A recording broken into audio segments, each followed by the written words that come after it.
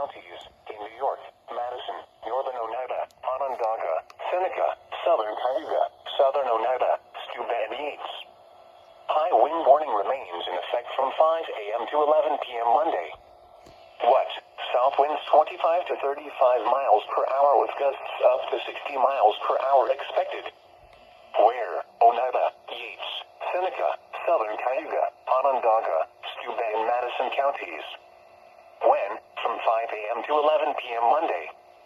Impacts: high winds could blow down trees and power lines. Widespread power outages are possible.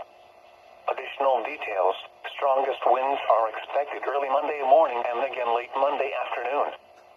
Winds will subside slowly by late Monday evening. People should avoid being outside in forested areas and around trees.